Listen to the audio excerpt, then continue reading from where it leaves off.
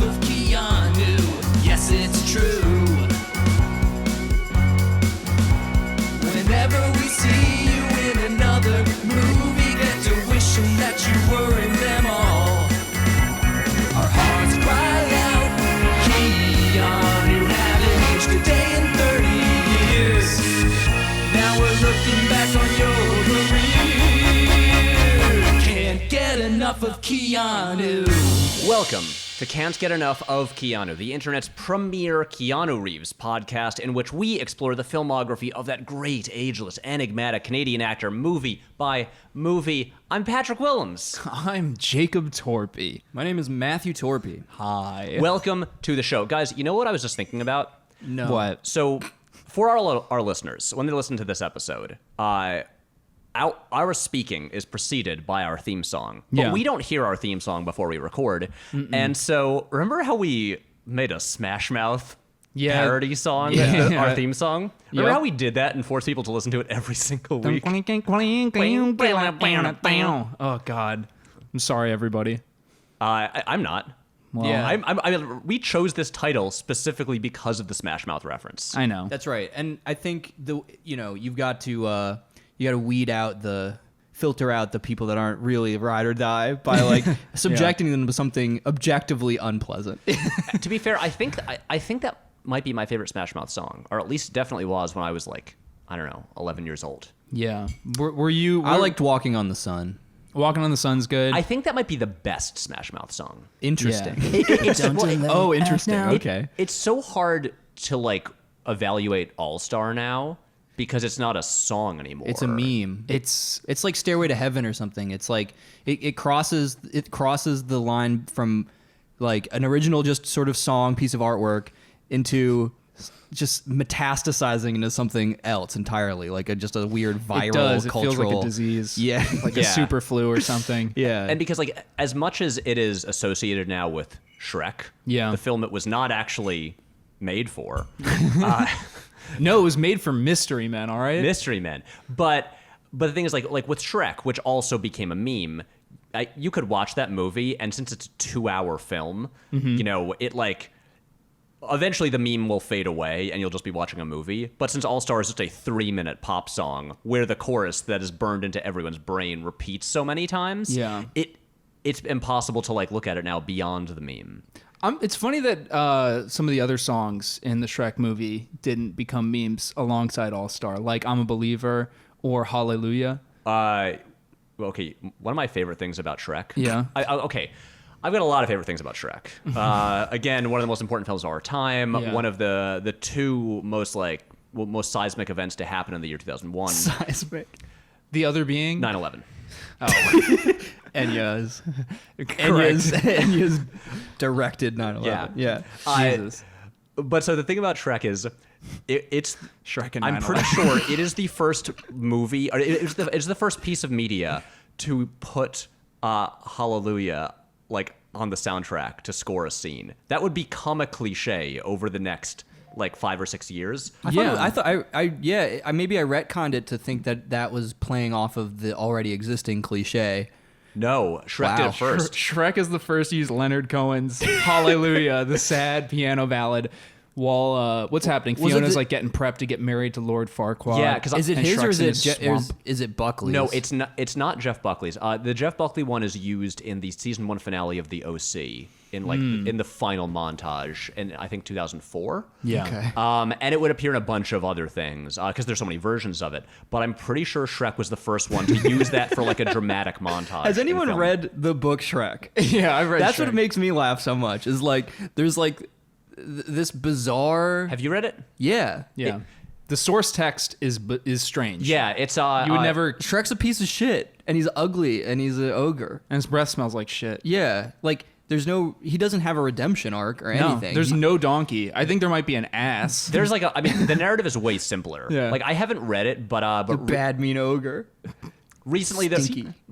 friend of the podcast, Mikey Newman, did a very good YouTube video just about Yeah. the film Shrek that got into the weird history of like the book and then the long like gestation process for the film. Where I think the book came out and then very early on, like Steven Spielberg was like, "Gonna pick up the rights to that. That could be a movie." Steven Spielberg. That's so like this is what I And don't I'm gonna get the rights to understand. this There's like instances like that, and unfortunately I'm not gonna be able to like do these like polls that I want to say, but like weird, almost threadbare, like IP or like just like of books, short stories, things like this that like you'd be like, yeah, it's perfectly fine, not a lot there, and then some major studio somehow like spins this full 2-hour franchise out of it. I mean, guys, you know what comes out at the end of the year? No. The third Jumanji film. And that book by Chris von Allsburg, right? Yeah. Yeah. Who Beautiful also artwork. did The Polar Express, which also became a big budget 2-hour movie. Right. But like Jumanji is now like a 3-film blockbuster franchise spun out of that book, which is like a pretty slight, like it's like a nice book that I enjoyed as a kid. Yeah. But you don't think, oh, this, Rock. Yeah, The Rock and Jack Black and Kevin Hart. Kevin Hart, and Karen and Danny Gillan, DeVito. and are also going to show up in later installments because it originated with Robin Williams. Right. That's the It's thing is, what's nuts. the gap? What was Yeah. the gap between the Robin Williams one, which was a fine film? I recall enjoying it a lot as a child. Yes, because I loved Aminals, and I thought that stampedes were cool. I remember Yeah. specifically being like, I remember drawing pictures of stampedes, just thinking that stampedes. So for you watch The Lion concept, King and Mufasa dies, and you're like, yeah, and I was like, hell yeah, wildebeests. For real, though. trample him. Yeah, kind of. Yeah, and that could be sort of. And I was, you know what else I remember about that? I loved the CGI sort of wildebeests coming down the ridge, It looks That was great. cool. but I wished, and I remember this as a child even, that Mufasa was gushed. Like just a pulp. Like You just a monster. Just a bloody mass of broken Every other bones. child in the theater is like traumatized and crying, and you're like, oh man, I wanted some gush. Yeah. Like Simba comes up to his dad, He's just all Papa, and then one last bison trailing behind just pushes a hoof directly onto his head, and just his eye eyes pops shoot out. out. pop his eye out. And they both go into Simba's mouth. And he goes, Simba, come closer. Well, He's about to say his to be fair, dying I words. haven't seen the new remake. That could be in it. Yeah, that's You true. never know. I mean, if they're going full realism, Yeah, Jon Favreau, give us the gush. good on you, Give us the John. gush. Give us the ew. Give us the gush, John. That sounds like okay, Matt. You're the expert on like bizarre, terrifying like fetishes, like gunge and stuff like that. yes. Is gush a fetish, or could it become one? Well, isn't Well, gunge basically? What Well, was gunge is like a sort of like. Matt, explain gunge to our listeners.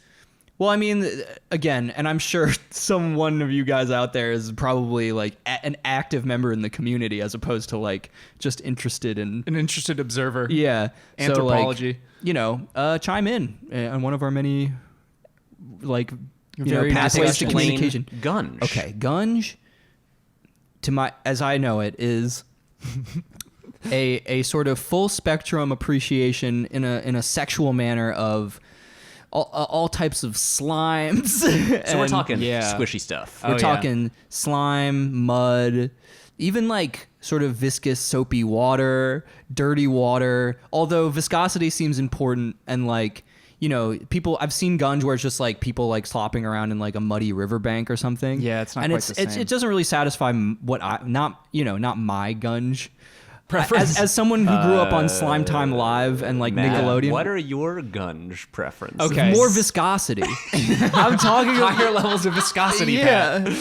No. Slimy. Matt shares this. I think this is a general Torpy family trait, but I also know a lot of. What are you about to say? Your parents instilled this Let in me you from an early preface age. this. But like me and Matt and our two other brothers, you know, we would hang out and play like outside In the mud. In the mud, yeah. And there was something very, very like deep in the marrow level satisfying of just slopping around in mud and like slapping your feet in it and Wait, like letting the mud squeeze through your toes Okay, and stuff. Which Like, I think a that's- lot of people can relate to. a lot of people can. I get that. Yeah. And there's something oddly satisfying about it. Now, Yeah.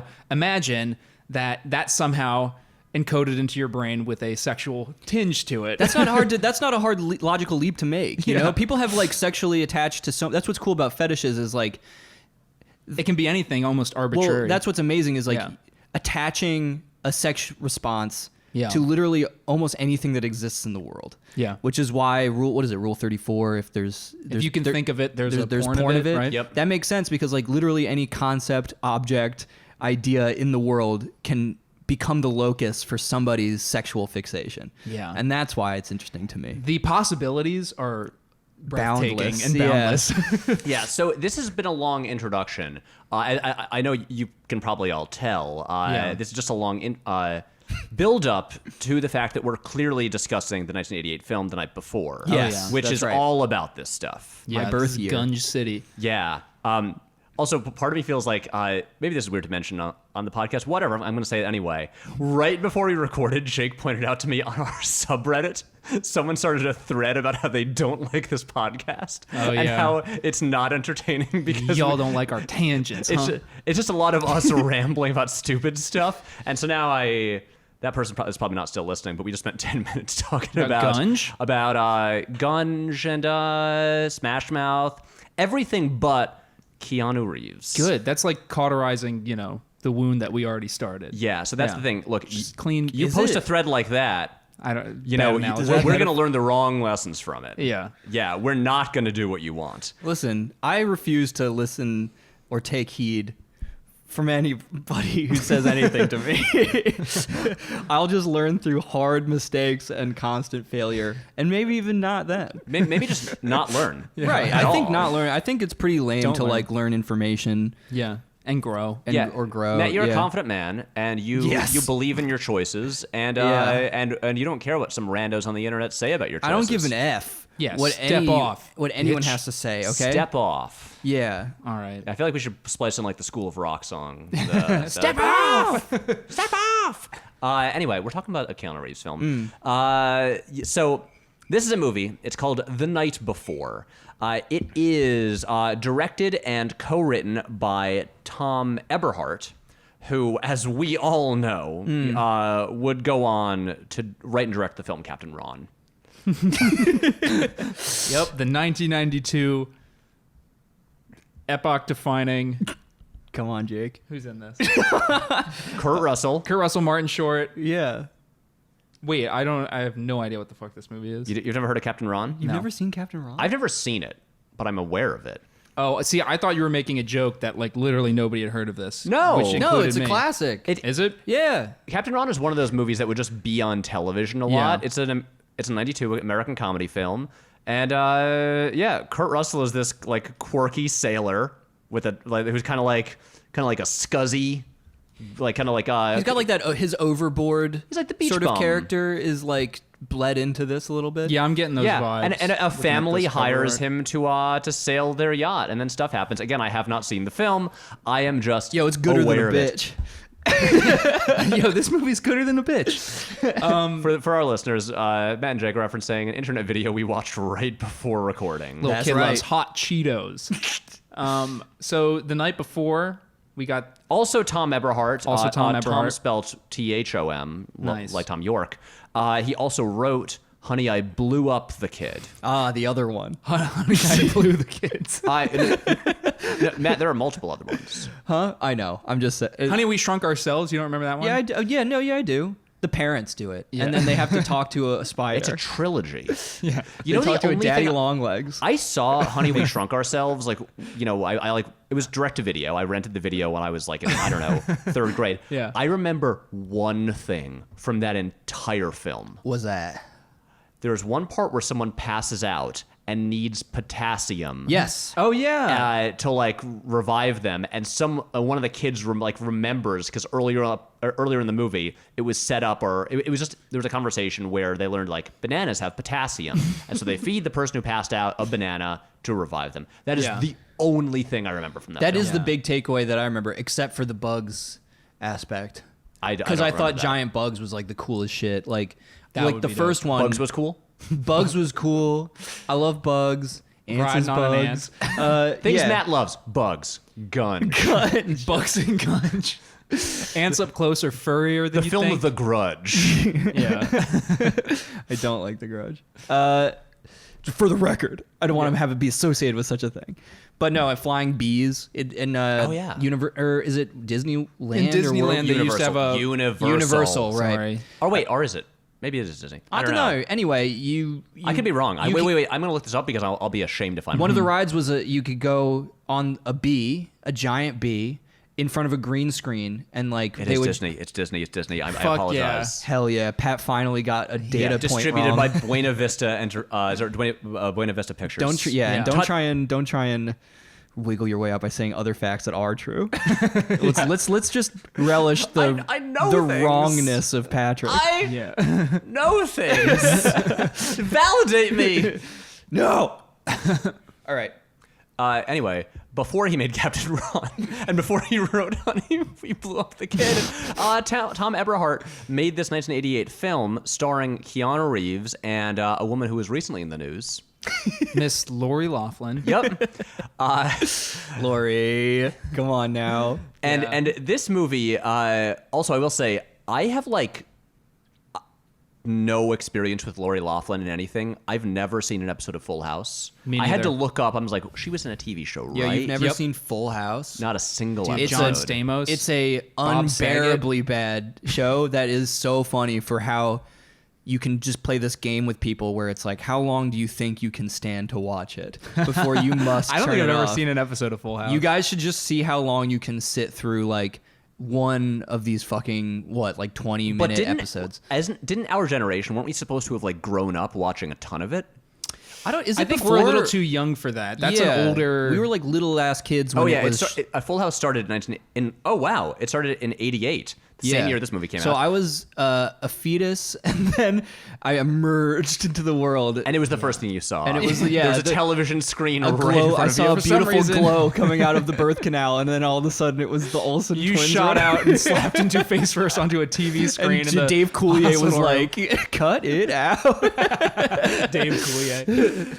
Oh, But yeah, that's what she's most famous for. She's also is or was on the Netflix reboot Fuller House. Right. Yeah, which is great to have to go phoning it in.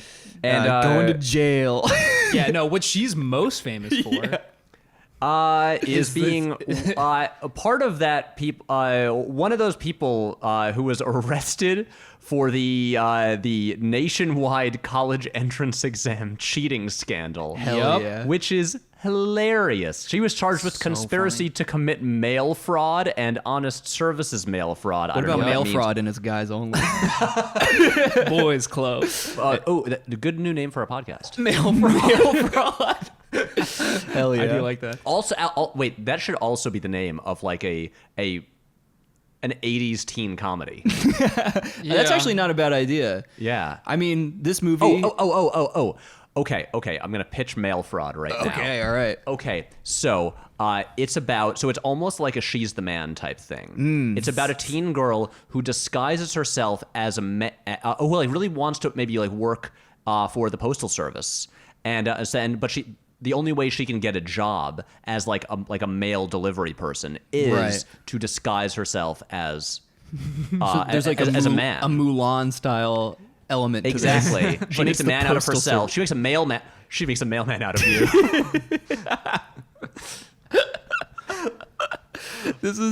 I love the idea that it's this horribly gendered. The postal service. Yeah.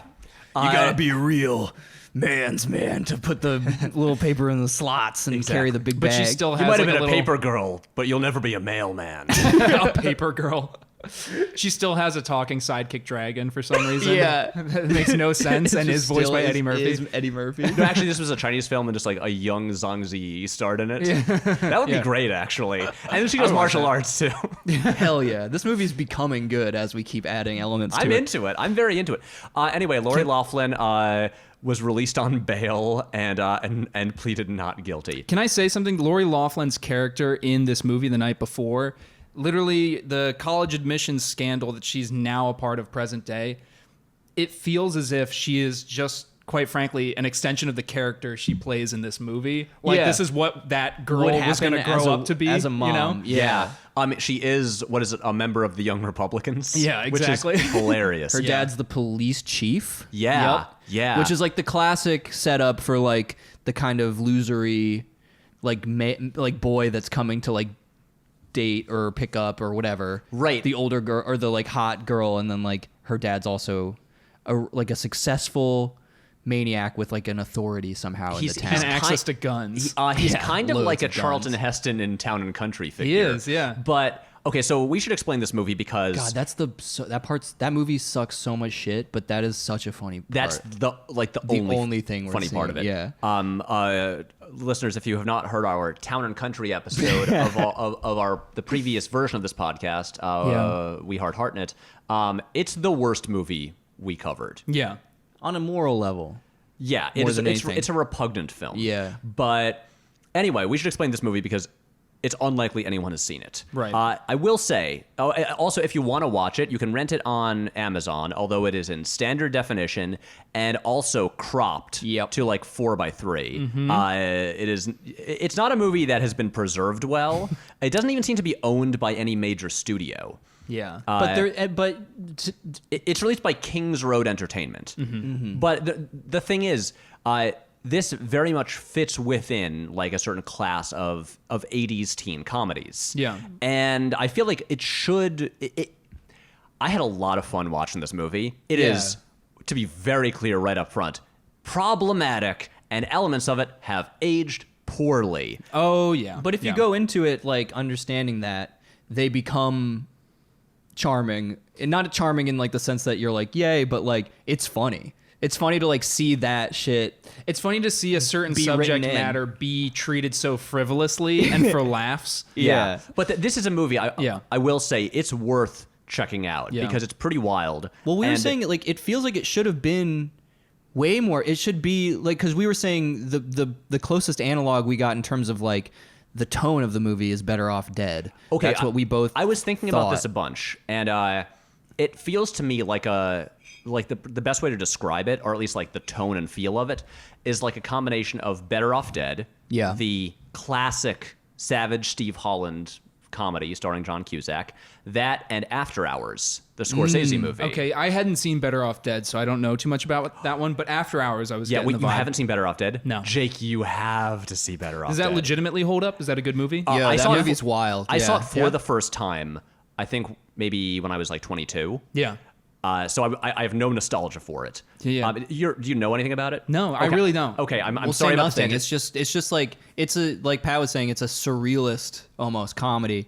Okay, I mean, It's got Booger from Revenge of the Nerds. yeah. I mean, what like right away when you watch that movie, the opening title sequence is just a hand-drawn animated cartoon. Like the guy who made it, who was like, I think he's in like his maybe mid-20s when he wrote and directed the movie.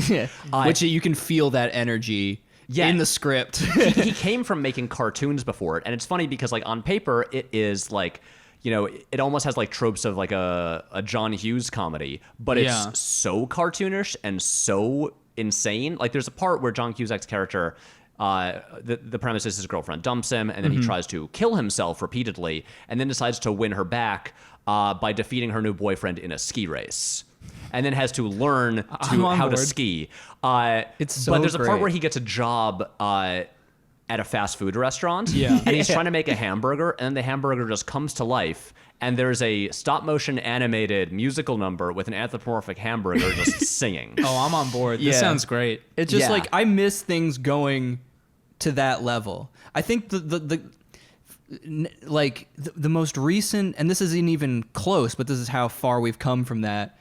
I mean, there's not a lot like Better Off Dead. This movie, The Night Before, has some of the same like, you know, cartoony aspects to it. Like, Yeah, there's a weird Looney Tunes energy to this movie. Yeah. Which is why I think you guys feel like you're able to, with like a little bit of that grain of salt, forgive some of the weirdly egregious, you know, lighthearted tones it takes with things like prostitution and sexual slavery. Right? Yeah. Like, because it's so cartoonish, it's like watching an episode of Looney Tunes. You can't really Right. buy into any sort of reality. Yeah. Wait, Matt, what was the thing you were going to compare it to in terms of recent Yeah. movies? Fuck, what is it called? Sorry to Bother You. Like, Oh yeah. where like Okay. it's like a kind of a comedy that's willing to go into these bizarre. It doesn't care about Surrealist. like realism at all. Right. No, and it uses it, and it very like knowingly uses the Right. Yeah. And I think the thing with this, and also like Better Off Dead, is because in the 80s in particular, this kind of just teen comedy was such an industry. They were so popular. Yeah. And I feel like in the 90s they got a lot more polished. grounded And yeah. well, grounded, and I mean, it's still like, Clueless isn't like a grounded movie, Sure, but it is right. a more polished film, Right. And it became a bit more of like a formula, I guess. But Yeah, yeah. but in the 80s, it was like that was like kind of a new genre with things like John Hughes movies or like Fast Times at Ridgemont High and all these things, Yeah. and there were just so many imitators coming out because it was like, like that and like like slasher movies were these like relatively new genres that were just like in such high demand that there were just so many of them. So fascinating. Does the Just tap into slashers, a vein. these Yeah. slashers sort of like start to come about in the 70s more, and then Yeah, I like, mean, like, get their mid to late apotheosis 70s, yeah. Well, in the 'cause like 80s. Black Christmas is kind of like the first big one, and Yeah. then you got Halloween that really blows it up, Right. And then you have like the franchises that kick off. I mean, you got stuff like My Bloody Valentine, which isn't a franchise, it just gets remade. But then you got like Friday the 13th and all these things, Yep. and just the whole thing of like, okay, movies that we can like pump out like a sequel pretty much every year, and we'll have a new group of like attractive teens who probably also starred in teen comedies Yeah. to get murdered. But the Yeah. difference though is like with slasher movies, the formula is way more like fundamental. Like you have to run your paces in very particular ways, and then there's like it's just variations on the theme. But with like in the 80s with the teen comedy things, because it was just like teens doing zany shit. Like there is a formula, but there's also a lot more variety in terms of like what happens in Yeah, the narrative. specifically. Yeah, Right. Which is why you get something like this movie. yeah, Where and so there's like an asynchronous timeline, and like it's got Yeah. kind of like the Hangover style, like The Hangover just stole the. Actually, they didn't really steal it. All the Hangover really has in common with this is someone forgetting what happened, like during the night. and Yeah. then like recollecting, Piecing it together as you progress through the movie. like Exactly. meeting and things and experiencing smells and sounds that like give you these Proustian rushes of like remembrance of things past. You're like, oh, and then like cutting to the past as a scene in the film because you like smelled coffee or whatever. Yeah, and then suddenly remember this whole sequence of your night before where you went to a diner. Not to be You confused said with- the title. Yeah. Oh, I didn't even realize it. And not to be confused with The Night Of, which I did initially. I looked that up. Yeah, the Very HBO different. miniseries. Also not to be confused with the recent Christmas movie The Night Before. Oh, right, Yeah. with Seth Rogen and Yeah, and which honestly, like, this is why I kind of feel like this movie should have a different title, because the recent, like the Seth Rogen The Night Before, it's like, it's a Christmas movie. The title is a riff on The Night Before Christmas. Yeah, Right. but let's be honest, they stole it. I mean, they came after, so. They Yep. did, but also with this, like, I think you could have a more fitting title for this movie. It feels a little generic.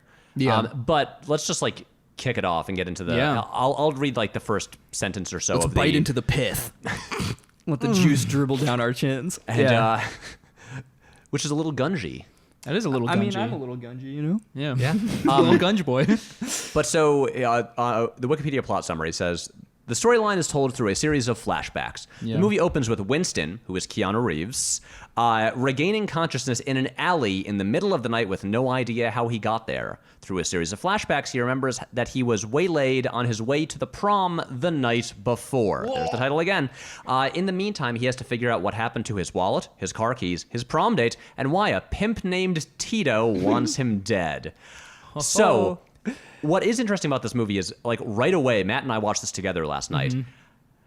The beginning of it is so odd and surreal. Yeah. Because it begins with Keanu, like, in bed at home. But then you have this audio of, like, he's, like, talking to someone in his sleep. And then it hard cuts from him in bed to him, like, on the ground in an alley as a truck is like about to drive over him. Yeah. Yes. And it keeps jumping around like in time a lot. It almost seems like that, like him sleeping in bed was like a fantasy sequence, or just like him dreaming.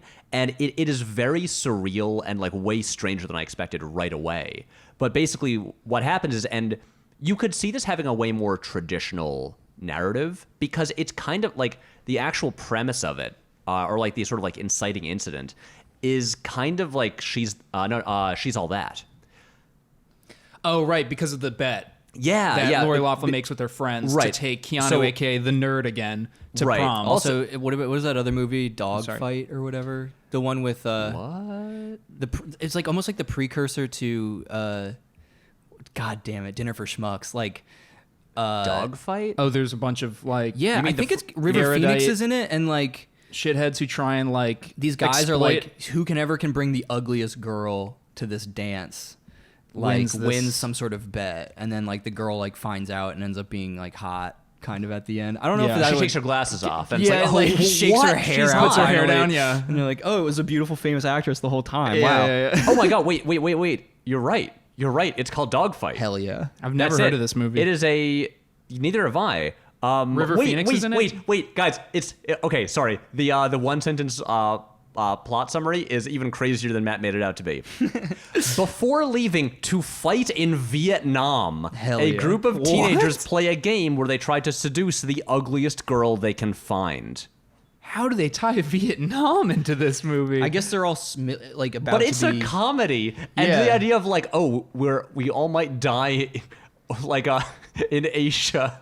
In like a few weeks, let's play a funny game where we're mean to girls. But I think River Phoenix's date is like the Who Shot Andy Warhol. It's Lily Taylor. Yeah. Yeah. That's so funny. That's crazy. Who would later be in the John Cusack Say Anything. Yeah. Yeah. Which is another one of these films, I would say, in terms of vaguely. I mean, she isn't Say Anything. Yeah. And she just hates her ex. Yeah, she's playing guitar about her ex constantly. But the way this goes is Lori Loughlin's character. What is her name, guys? Her name is Tara. Tara. Okay, so Tara is popular. Winston and Tara. And she's a cheerleader. Keanu, despite being charming, attractive Keanu, is apparently a big nerd. He is the vice president of the astronomy club. I think they could have gone to greater lengths to make him look nerdy. I agree. He's like peak cutie boy right now. Yeah. Like he looks good in this movie. He doesn't, I mean, also especially because like he's just wearing like a tux, like a full white tux for most of the movie. But then late in the movie when he changes his clothing, he just looks cool. He just has like then all of a sudden he's like River's Edge. Yeah, he puts on a badass jean jacket. He's got he steals clothes from homeless He's got a people. V-neck red shirt. He's just got like tight jeans. Yeah, he just has a gun for no reason now. But he looks awesome, and I'm like, just give him some glasses or something. Yeah, make his suit tousle his hair a little more or whatever. The best way I feel like you can make Keanu look awkward, because just the way he moves is so unique and gangly, is to he should have just had a way more oversized tuxedo for the first half of the movie. Yeah, he should have just been David Byrne style. But at the same time, he's still like, he's really tall, so you'd have to have a huge tux. Oh, it'd be so funny. And honestly, they should have. You know who should have played this part? Actually, I mean, John Cryer again.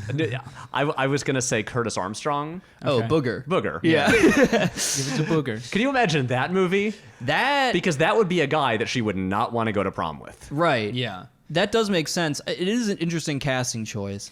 Well, the thing with Keanu though is that he is just inherently an odd mix of the two. I mean, we watched Flying, right? And he sort of plays the same character. He's Ducky. Yeah, he's Ducky. There's something kind of awkward and weird about him, but I think that's true to real life. Keanu always had like this very, very handsome face, but there's something energy. So strange and awkward and gangly and goofy about him. Yeah, there was a goofball aspect. So it's kind of hard to...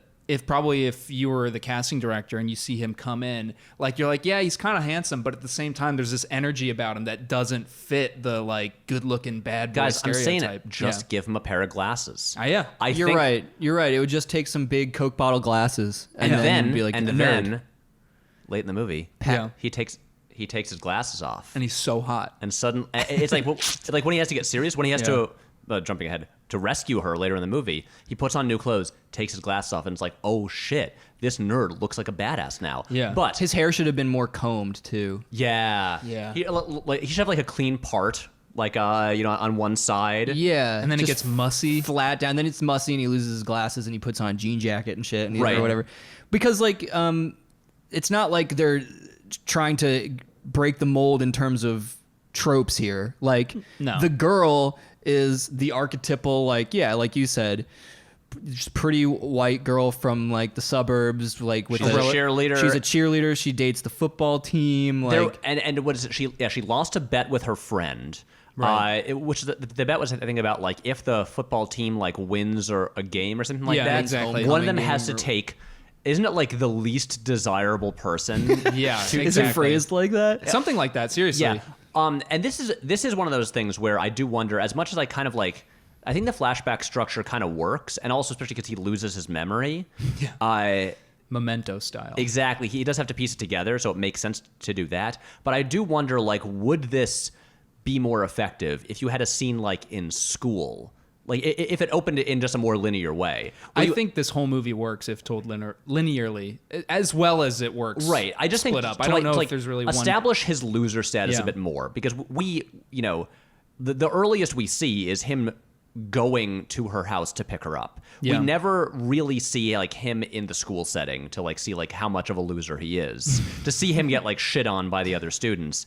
He's already going to pick her up for prom. Yeah, you should see him like literally coming out of the astrology, club's Astronomy. room, the astronomy club's room. What if he was into astrology? That'd Oh, be crazy. God. It's Just like, oh my god, I'm such a Capricorn. My As he's, like, Mercury's retrograde tonight. Oh shit! And then he gets like he comes out of the astronomy club's room, in school, and then we just see him immediately like a bully's walking But by even- right, even right at that- the time and even shoves him that- into a locker. even if you keep with that non-linear timeline, the like weird cold open where it's like him dreaming that he's asleep in his room. Yeah. Even that like fake meta dream reality of like where he's not, his room could be dorkier.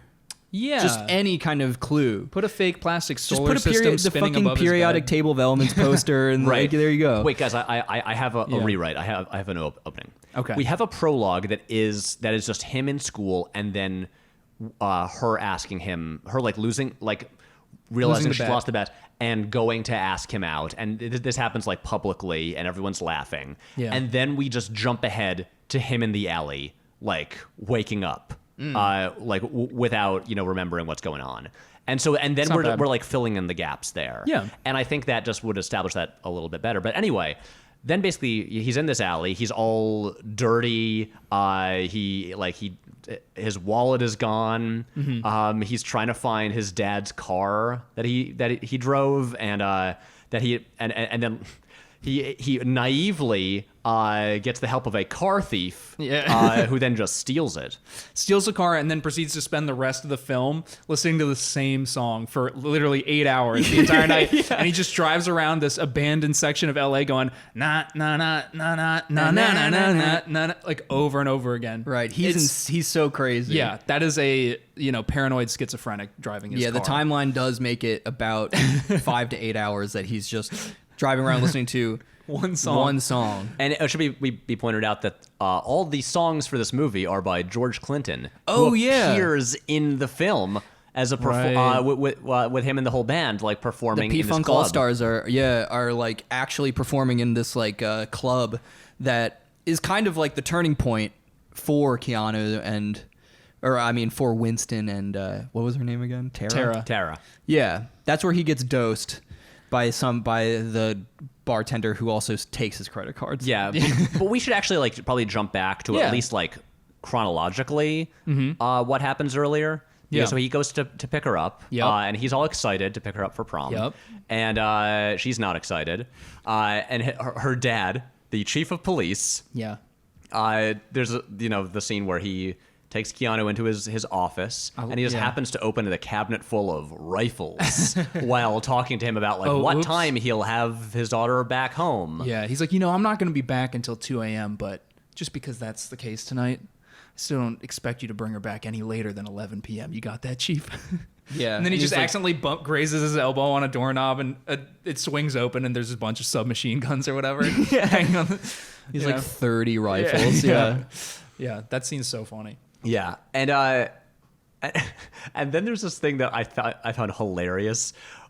So Keanu, we don't know where their prom is, Yeah, we never do. but because we never see the prom, Keanu gets so lost. I really hope it's not at their school, because then it would be so shameful that he can't drive to school. Yeah, there's sort of like this bonfire of the vanities scene where, you know, like these two, What the fuck? like, remember when Tom Hanks drives? No, I have not seen I know he hits Brian De a Palma's little. Bonfire of the Vanities. No, but basically it's just you have like these two people like overly dressed, you know, Tom Hanks and Melanie Griffith are just driving around. They get lost basically in like Harlem. a downtrodden area of the city that there's like flaming trash cans and people are slapping the sides of the car Right. like, "Wah!" It's You literally know? in the night before they literally go the wrong side of the, and then cut to the train tracks. Yeah. Yeah. Yeah. What a dumb What a dumb joke. But okay, so which in is this just case, though, Keanu Reeves doesn't hit a black man and kill him, and then it doesn't turn black into child. a black, like a young black man. In hey, Bonfire of the Vanities. guys, spoilers for That's not a spoiler. Spoilers for a 30-year-old movie based on a famous book. That's the inciting incident of the movie. based on a famous book from like 10 years prior to that. Yeah, right. But the scene in the car Yeah. when Yo. they're driving, she is not happy about this. She's not happy about going to prom with him. She's really not happy that he seems to not know how to get there. But then there's like a box. Oh my God. Where he has like a gift for her. This is my favorite part. And she doesn't even open it. He just tells her what's in the box, and he got her like it's like a fridge magnet that is like an owl. Well, this is what this is the line delivery is what makes it so good, because this is where Keanu is like shining as like a dork. Yeah. Because he's like, I got you a gift. It's like, it's in this box. He's like, what is it? And like, you think he's gonna play coy, but he's just like, it's an owl. Like he says it like that. There's an owl magnet. And he's for like your so happy, and then refrigerator. she's like, an owl. He's like, yeah, it's an owl, and its eyes wiggle. And she's like, what? Why would you give me something like that? It's useless. He's like, no, it has utility. It's a fridge magnet. It's just like that's like a good. That's like just a good. My other favorite. My favorite line. Those are my two favorite parts. That like lines come from like the front half, because my other favorite line. I don't know why I latched onto it so hard. You know what I'm talking about, Pat? But like, so in the present timeline, before we cut back to him driving around to show how they get lost, he sort of after almost getting hit by that truck, he stumbles into like an all-night diner filled with, you know, homeless people and like graveyard shift blue collar, and like he orders a coffee and donut, burns his mouth on the coffee. Yeah. That sends him into a flashback about that morning where he burns his mouth on a piece of quiche. And he's like, ow. And because he's trying to eat too fast because he's all, I guess, excited. It's such a weird scene. And then his mom goes, honey, be careful. You know that quiche retains heat longer than most foods. And that is verbatim what she says. And that line, you know that quiche retains heat honey, better come than on. most foods. You know that sweetie? quiche contains heat longer than most foods? Oh, that is a It's- good line. I forgot about This that movie is Fucking gold. genuinely extremely funny. I love that. Keanu, again, an actor that people have like shit on for years for being underexpressive. Yeah, This movie is the opposite of it's that. the opposite, but also, I mean, looking at his whole career, he has, I feel like, always had a pretty good track record with comedy. Yeah. Obviously, you got like the Bill and Ted movies. I mean, even in like The Matrix, he like lands like, you know, a handful of like good little comedic beats. In Yeah. the John Wick movies, he has good comedic beats. Yeah.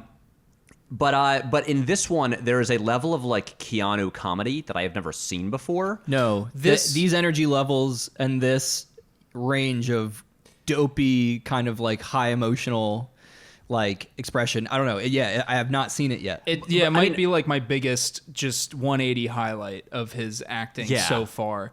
It's a revelation, like the way when we were watching Josh Hartnett's movies, we saw 40 Days and 40 Nights, and you're just, you know, you have these terse sort of like squinty-eyed individuals who don't say a lot, or like they play these sort of Who have generally become- speaking non-expressive characters. Yeah. And then suddenly you see something basically as close to slapstick comedy as you've ever gotten in their career. So I was watching this one with the same kind of amount of surprise. Just every choice he was making for how he would awkwardly react to certain situations, he just did something that I wasn't expecting or that I hadn't seen before. Even when he gets he goes to the diner, he burns his mouth, he goes to the club, and then he accidentally drinks the bad ginger ale and then starts reacting to himself. That's in the what I mirror. wanted to get to. Yeah. Josh never, but like for me, like Josh was at his most kind of cringy when he was doing comedy. He could do certain things well. He was also, because he's a tall, gangly guy, could in particular do physical comedy fairly well. Yeah, like I remember us saying he's surprisingly good in like sort of the awkward, like kind of romantic comedy stuff in Pearl Harbor. Yeah. When he's like trying to figure out like, how to stand on the doorstep when he's like returning like Kate Beckinsale's scarf or whatever. Yeah. Like he's good with that stuff. Like I remember finding him like not very well matched for 40 Days and 40 Nights. Right. Jake, I know you were a bigger fan of his performance in that than I was. I just love the bizarre tone of that entire movie. It's That so movie weird. is such a odd, strange little movie. It's just about being so horny that you're hallucinating. I kind of love that movie, and that's a movie that also handles issues that are oddly problematic if you approach them from like a real life perspective. Yeah. But because the movie's so strange, it's almost like you can let that stuff roll. Like everybody can jokes let it about that roll movie. They're that- like, Josh Hartnett gets raped at the end of that What movie. was the Yeah. tagline for 40 Days and 40 Nights? Sea of breasts. Yeah. Because I feel like it should have just been, what if you had to bust, but couldn't? I mean, but couldn't. What would happen? Yeah. I mean, that is that movie. But so can we- Keanu in this is like he actually has the chops to do a wide range of things, and he, like you said, he is kind of naturally way goofier and like kind of weirder person than Josh seemed Especially to be. at that age. Yeah. Like Keanu, I believe His we saw- smile is really awkward. He's like 23 Yeah. in this movie, and because also like the thing about Keanu is probably due to all those cigarettes he smokes. Keanu, stop smoking; it's bad for you. But his voice has just gotten deeper and deeper and deeper over the years. Is he a heavy smoker? I didn't know that. Oh, remember that GQ interview when he keeps mentioning he's just like, outside smoking a cigarette. They always just mention that he's smoking a cigarette. Oh. But you look at him in this movie, or like around this period of his career, same thing with like the Bill and Ted movies, and his voice is up like this. Yeah. He's always up here, and now it's down like this. Yeah. But yeah, like now he's thinking he's back. But back then, He's back. He was thinking he's back. But he does have that goofy energy, and he just like he has a very like open face, like wide eyes, and like a big smile. Yeah. And there's High this- pitched laugh. yeah, and there's this incredible stretch of this movie where they go into this club, just like because what is it? They're trying to use the payphone. They're right? trying to use a payphone, and Keanu has a really great point that he makes. Or sorry, Winston, Keanu's character. Yes. But he's like, Please. 90% of people are murdered by someone they already know. We don't know anyone here. That's a brilliant, sophistry if I've ever heard one. Yeah, but so he goes, and they have already he's lost his wallet because Yep. a man just reached into their car. That was and- genuinely scary too. Yeah, and Yeah. he's like they're driving around as a guy has his arm like lodged into the car, and they're trying to get him off. It'd be funny if his arm ripped completely off. know. Like that was just part of the Yeah, absurdity he's also of the movie. ends Wouldn't up- surprise he's- me at all. He Yeah. slowly starts to try and kill Keanu as well. Yeah, he's like choking he him. starts to, his arm. He's like trying to rob him, and then he just sort of starts strangling him, and that's why they go. I'm like, it's so good. Shit, like, and they're just like, don't. It's kind of funny. He's like, don't alarm him. Don't show him your fear. While he's getting Yeah, strangled. while he's already getting a crime done to him. But then they go to George Clinton's club. They go to George Clinton's club, and they go in there the because Trash Rat. What is it called? I It's got can't such a remember. good name. because Yeah. Tara has credit cards, and so they go to the bar where there's a very intimidating bartender, and they try to pay with credit cards. Oh, who is the bartender? Yeah, that guy I've seen actor before with the weird who's always eyeball. played like just very, very terrifying, imposing dudes. I'm and he has like there's like a He's got that Forrest Whitaker kind of. well, there's something about his eyes, and I don't know if it's like he naturally has. They're like he has an eye that's like all white or something. Yeah, you know what I yeah. mean? Like He's he got look- like one cataract. Like, Yeah, a milky eye. Milky eye. But so he always plays like these like just jacked, scary dudes Right. whose sole purpose in their movies is to like Oh, stand there and cackle evilly. His name is Tommy, in quotes, Tiny Lister. The way that Tiny Oh, the tiger oh is my big God, and oh my crashed. God. Isn't he in Mortal Kombat or something? No. Shut up, guys. Adam wasn't Sandler talking. movie. I found out who he is. This Yeah. is how I know him, and this is from exactly 20 years later, in The Dark Knight, when there's the two boats at the end. Oh, and he And there's pushes the the button scary down. prisoner Who's actually more moral. Yeah, who takes the about it. remote to Yeah. blow up the other boat and throws it out the window. That's him. Yeah. He is credited as tattooed prisoner. That's him. So listeners, We're all you going know down that guy together. from The Dark Knight. Right. Imagine He's the one him- that proved the Joker wrong. Yeah. Yeah, in a weird way, you're right. He's like the moral crux he's of the the true film. hero Yeah. of The Dark Knight. That guy, 20 years younger, staring down Keanu. But then Keanu orders a ginger ale, and then like he's like, you can see him like hesitating, being like, "Oh no, I should order something more serious." And he's like, "And tequila." And he gets handed this drink, which looks questionable. It's like fizzing and green. Exactly. Then It's real juice. then this woman named Rhonda, played by Teresa Zaldana, tells him not to drink it. He drinks it anyway. We never fully learn what's in this drink, but It's a pretty cool looking drug. To but be we know fair. it is whatever this drink is. It changes his whole demeanor. It's And- like imagine if what is Imagine it? if ecstasy and a hallucinogenic were combined. No, it's right? like imagine if you took Molly, but also like what is it? GBH, Shrooms the or date something. rape drug or Oh, something. the date rape like drug, that's yeah. what it kind of is. Right, like well, because yeah. he blacks out, but he's also like right. so happy. and Yeah. that's why he loses his memory, due to because GBH, like what is it called? What is that I shit don't called? remember. GHB. GHB, that's what Yeah. it is. Yeah. But anyway, this is my favorite part because this drink has an effect on Keanu. Oh, yeah. And okay, he goes into the bathroom, which turns out to be the women's restroom. Yeah. And oh boy. there's okay. At this point, I'm just describing scenes, but I'm like, I want our listeners to watch this movie. This is a fun movie to describe scene by scene. Yeah, I but agree. okay. So he And goes this in. scene is what made me think that this movie should be iconic. Yeah. Because this moment to me was like, this is something that should be replicated culturally. Also, somehow.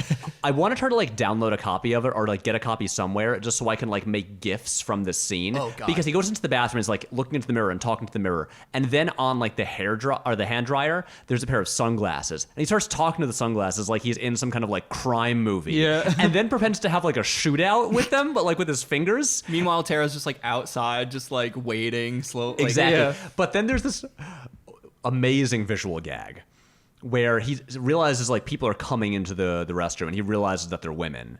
And so he hides in the stall, but he grabs the sunglasses.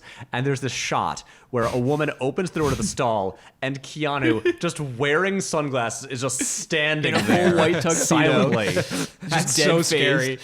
And then pretends to be blind. Yeah, to get Yeah. out. But Which is pretty fast thinking for For a man as who's now fucked up. on, Yeah. it is. you know, But the whole mystery thing is drug. he's moving so quickly, and he's so relaxed and Yeah. loose now, because then he convinces Tara to go dance with him, and his there's this dancing like is amazing. There's dancing. Well, very importantly, there's a part I'm looking up the quotes on IMDb right now. Oh, yeah. There's a part where he goes up to George Clinton, and Yep, who's in full like body armor, kind of almost like Maynard Keenan looking, with like feathers in his hair. exactly, and where is this line? Oh yeah, he goes up to him, and he's wearing the sunglasses, and he goes, "Excuse me, are you gonna talk or are you gonna rock?" Yeah, And he says some cool stuff. I think this was the point where, and I think this was an overstatement, but I said to Matt, "Is this Keanu's vampire's kiss?" Interesting. But just in the sense of like, obviously nothing in all of cinema is as unhinged and insane as Nicolas Cage's performance in Vampire's Kiss. Right, Yeah. But right. this is from like maybe the same year even, or like a very similar like the same era. This is Keanu going crazy. And like being kind of unhinged in a way that I have not seen before. Just a full like loose, wild comedic performance. Yeah. That's what I mean when I feel like this performance, like for a movie that's so strange and kind of buried in the annals of history, you don't really hear much about it. It's like a revelatory performance, I guess, if you're just talking about the weird reputation that Keanu carries with him now. Keanu-sans aside, where people are now reevaluating him, but for like literally 15 years, people had this impression of him as this deadpanned, like so limited that he was like considered one of the worst actors ever, and But that even- he couldn't do anything like this. But even when there's these like whoever assance, you know, revitalizations of careers, people don't do the deep dive. Really, they just go, this is great that he's now in good stuff, in suddenly. stuff that I like, and Yeah. you know, but you're still not digging the old shit up. Right. Sometimes Yeah. for good reason, you know, like who wants to see a lot of Matthew McConaughey's movies? You know what I mean? Like they are genuine wastes of time. He's in some good ones, you know. Well, I'm not saying that he's like it's wall to wall just bullshit, but like Mickey Right. Rourke had his Rourke-assance or whatever, but if you actually dig The back in the shortest, 80s, the shortest assance ever. the he Rourke-assance. fucked up. Yeah, Yeah, His, it's like, his one movie, He bought more dogs Yeah. and more plastic surgery for himself, and then he just dropped off again. But Mickey Rourke has like a treasure trove of stuff from the 80s and 70s that's actually yeah. genuinely great. But he Right. started. He's so front heavy, like Yeah, in yeah. terms of like talent, that it's sad. Exactly. I It's think not- somebody said like there's like a director who's quoted as saying like if Mickey Rourke like tragically died after the movie Angel Heart, we would consider him like the weird Jimmy Dean of the 80s or something. James Dean, yeah. Yeah. But Yeah. Anyway, sorry, this isn't a Mickey Rourke podcast. I think that's the, true though. the Jimmy Yeah. Dean, he's a sausage so of the 80s. let's just quote Jake on Mickey Rourke should have died. should have died in 19 1988 or something. Yeah. Yeah, right after Angel Heart. But Yeah. but Keanu's dancing. Keanu's dancing. I think we do have to talk about what is much of the premise of this movie, which is the almost hilariously problematic aspect. Because this is the point of the movie is basically these two nice white people from the suburbs end up in a place full of black and Latino people, Yeah. and it's scary. Yeah. because Right. they're And there's also dangerous. queers out there too. Right. Oh, no. Yeah. That is a part. A guy just like hits on Keanu. Oh no, there's a part that's actually hilarious where Keanu calls Tara's dad and pretends to be her friend, and he puts on this really high pitched girl's voice. And he's just like, that's you? Like, well, again, another funny part of Keanu's performance. But then there's this part where like a guy comes over and just like starts hitting on him, but it's literally just like, you know, oh no, everyone who's not just like us is scary. Yeah. Oh no, it's the place with like, you know, like darker skinned people. Yeah, gay people and people of color and like funk music. Yeah. Right, Like and- it's this sexual and funk it's not, music. and it's not even like a thing of like, you know, we realize we've misjudged these people. Oh no, they're just all criminals who want to just like sell them into like sex slavery. Yes, and quite frankly, they rob do. them. They and, do. and they do that. Yeah. And Keanu, in his drug-addled state, does sell Lori Loughlin into sexual slavery But so that why? he's trying to get money back, right? In order to like Get her home though. yeah, he's just trying to get money for a cab, and I think he's just in such like a strange Well, state well, that he remember, he- accidentally starts betting larger amounts of money and wins Like human $1,500. flesh. But he also starts again because he has no idea what's going on. Yeah. he starts just like lowballing himself. He's like 2,000, and they're like and they're like 1,800. He's like 1,700. Yeah, and they don't know what to do. 1,600, and then he's like, wait, 1,500. Which was like their first offer, and they're like, yeah. You got a deal, and he's like, "Wow, buckaramas!"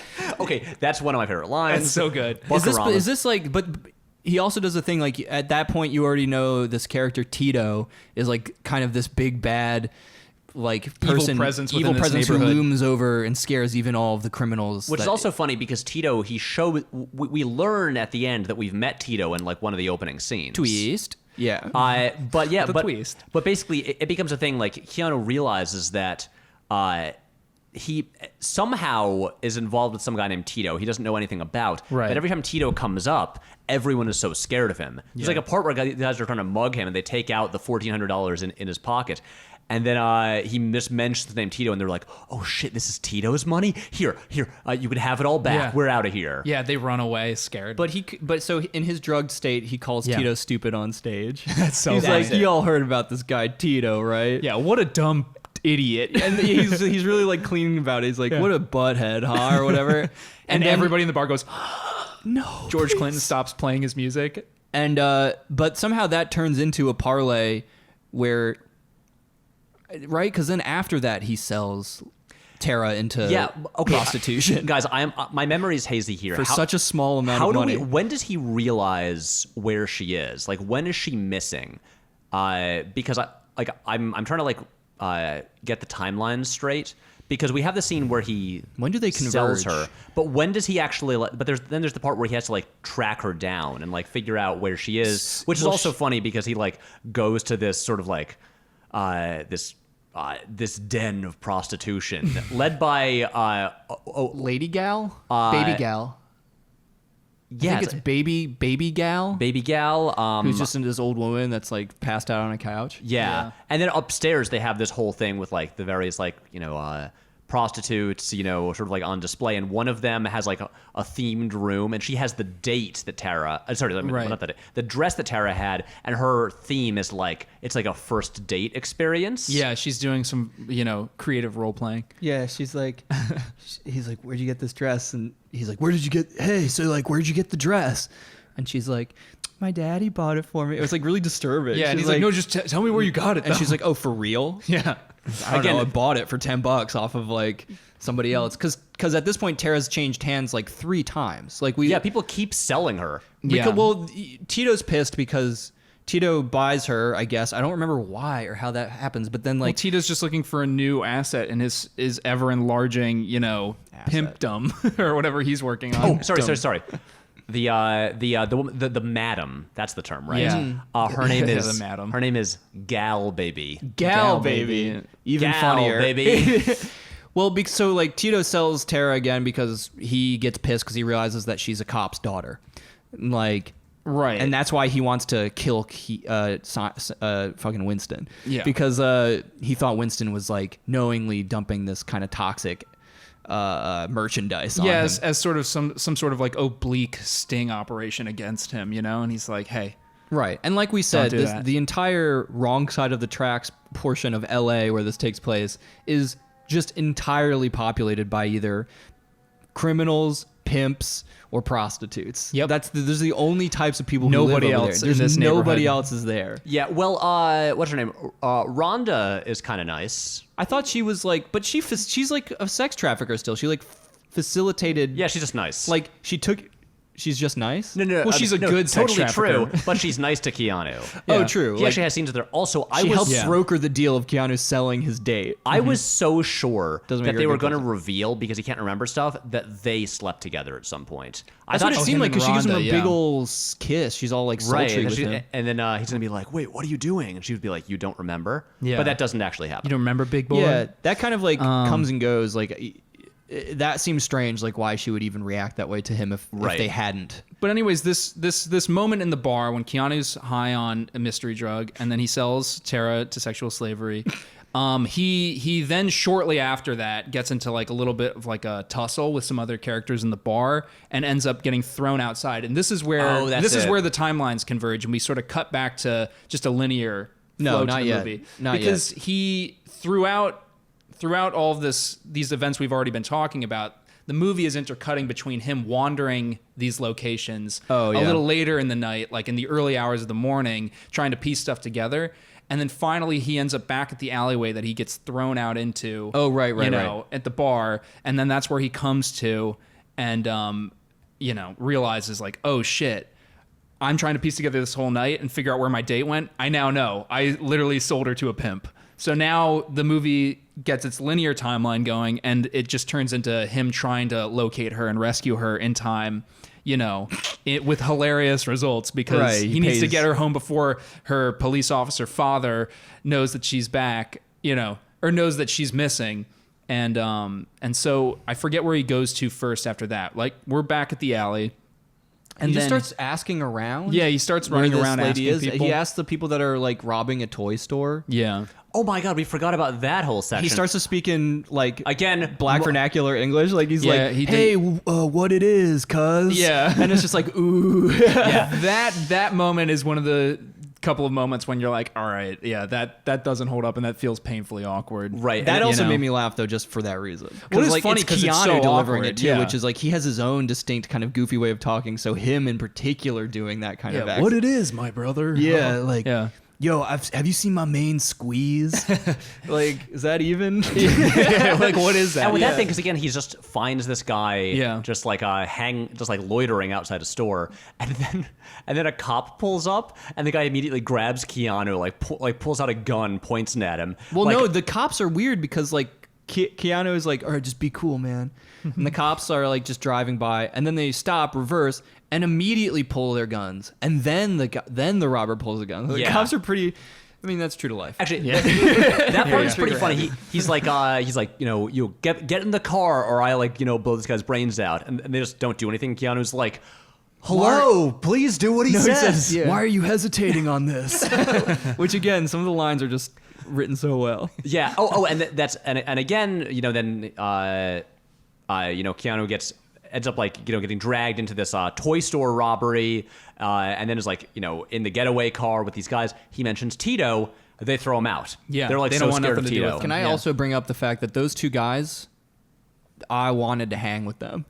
They were pretty fun. They rob a bank. They out. I don't know, a toy store or a toy store. It's like way lower stakes than a bank. Right. So they have a bunch of toys. They're like Harry and Marv. Then they drop off the merchandise and then they get in their other car and they're just drinking and driving. They're both drinking beers synchronized to the music, the like fun 80s music It's that's so playing. good. Yeah, and they're just having like a really hanging good out. time. They're just like having a good. It's like, oh, the rest of our night. It's like 4 a.m. We're just like drunk driving to like drunk driving to the rhythm of the music we're listening to. Yeah, and More George Clinton music. Yeah. and I was like, yo, those guys fucking rule. Yeah, they're having a good afternoon. And then they are like, freaking robbery's a success. they're taking Let's just kick Keanu, back. they're taking Winston to the whorehouse that they think, Tara's at. Right. But they also then like boot him out after he mentions Tito, but he just happens to have been booted out right in front of the Right. whorehouse. Oh, Yeah. isn't that the thing where and then he eventually learns that Tara was sold to someone else, and he realizes, oh, it's that guy. that I met earlier in the movie. Yeah, there's this weird like Cue bald Ball. guy. Cue Ball is his name.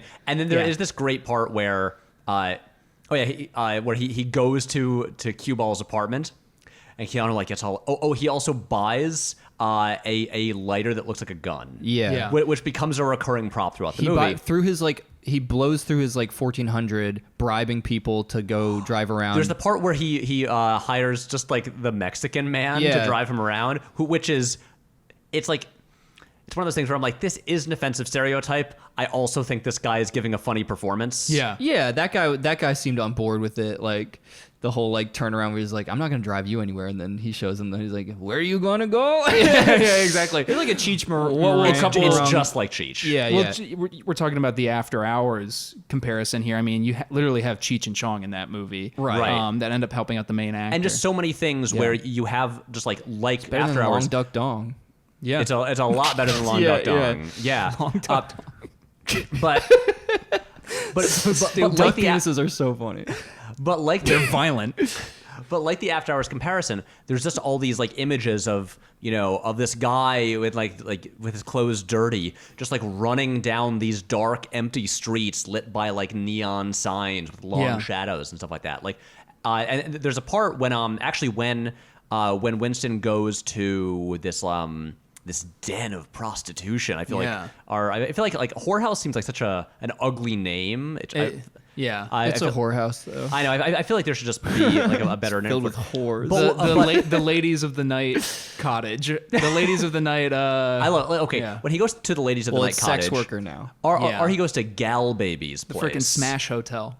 No, Smash Hotel. That's good. Yeah. But Matt hell pointed yeah. out that when he goes in there and he's creeping up the stairs, Yeah. it's all lit with these red lights, and it looks like the climax of Taxi Driver, which is again Yeah, a that's movie, what Taxi Driver. which is a scene where De Niro is going to rescue a young prostitute. Oh yeah, I didn't think about that. You're right. So this is again, it's a weird '80s comedy that seems very indebted to Scorsese movies. Scorsese, yeah. Yes, you're right. That's the weird other aspect of it. Zany, fun, light comedies, and then pretty violent, gritty, grounded New Yorker. I mean, look, The one little gag I wanted to mention that was great was when Winston goes to Cue Ball's apartment. He like gets himself all worked up, and he kicks in the door. And there's this great shot where he kicks it so hard that it like bounces off the wall and then just slams Closes shut again. and Cue Ball doesn't even register that someone tried to Cue come Ball in. walks over. He like hears something, goes over, and then the doors are shut. And he like almost leaves again. It's kind of like The Nice Guys with the bathroom door. Yeah, that is a good gag. This is the part too that I felt like it was important to talk about. We've mentioned it a little bit, but we haven't gotten too into it. Is the lighthearted tone that this problematic aspect of the movie plays with, because we have Lori Loughlin, and she's in a room by herself, chained, handcuffed to a bedpost in her underpants. We get there very shortly after this. Yeah. Right. We find out that he then sold her. Right. And that he sold her to another pimp called Fatty something. Fat Jack? Fat Jack, who was disgusting. His journey up the stairs to go rape Lori Loughlin, who's chained in her underwear to a bed. And of all the problematic stuff in this movie, that is the one that is the most troubling. Well, I was like getting genuinely nervous. I was like, because he's disgusting. And they mentioned that he likes to test the merchandise. Yeah. So Keanu, basically, it's like this beat the clock kind of scenario suddenly where he's got to get there before she gets raped. But luckily, this man is so. He's fat and out of shape. Well, he's not like fat where you'd be like Jesus, but he's so like winded and out of shape that like and just greasy. And greasy. He's like he's so wet by the time he gets to the top. He keeps slipping down the staircase. He keeps and has breaking to go back through up at the beginning. He's not fat enough to merit this joke, but it almost makes it funnier because it doesn't really make sense physically. He keeps breaking through the floor. Well, no. I mean, they mention there's the funny thing where the guy, the manager of the hotel or whatever, mentions that like some of the floorboards are like a little weak, and there's also good. So they set it up. And Fat Jack asks him if there's an elevator, and he's like, if there is, I never look like there's an elevator. Well, no, it's like if there is, I've never seen it. I love the like just sort of like what is it, long suffering black hotel guy who's just like these night shift employees that are just like man, just like if there's an elevator in here, I wish somebody had told me. Yeah. Also, sorry, this is interesting. I looked up the actor who plays Fat Jack. Yeah. He's got a very interesting filmography. He's in the first Terminator. Does the Terminator Is he like kill what, him? like a cop or like one of these operators of that weird forklift thing? He's in Terminator 2. Oh. Does the T-1000 slice his head off or something? maybe. Is he the cop that gets the milk cart through his mouth? No. Wait, maybe. Is he the one that almost like No, in sexually Terminator 2, assaults Sarah Connor? His name is Lloyd. I don't know who he is. I don't know. He's probably a small player But in he that died movie. in 2003. But his final film. weird to know. His final film Yeah. is a truck driver in The Man Who Wasn't There, the Coen Brothers film. Interesting. Yeah, That's such a good movie that not a lot of people, I think. It's yeah. probably like the least seen Coen Brothers Yeah. movie, maybe? It was. Yeah. There's aliens in that. That shit rocks. It was the last Coen Brothers movie I saw. I had seen all of them, and then I think it was like maybe 3 years ago I finally watched that the one. one gap in my viewing of theirs. Yeah. But your Coen gap. yeah, but this guy it's interesting. He's uncredited in this movie. Interesting. Even though he's like plays a bigger role than some other people that probably get name credits. Okay, Yeah, he's more of like an antagonist than Tito is. He is because Tito is kind of charming and not very threatening. But also, guys, I have to show you this picture. And so it this lasts. actor on IMDb, he only has one photo. On there.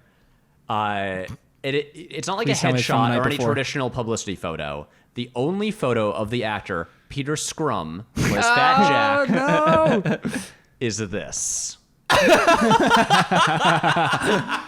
So to provide some some context here, the IMDb photo for Peter Scrum is him lying what looks like in a chalk drawn pentagram, dead with I think a stab wound in his just above his knee.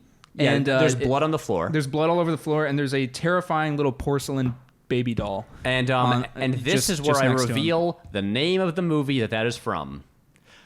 It is the 1992 film Demonic Toys. Hell yeah, that's okay, cool. so check out Peter Scrum and Demonic Toys. Same I year. can't say that guy's name.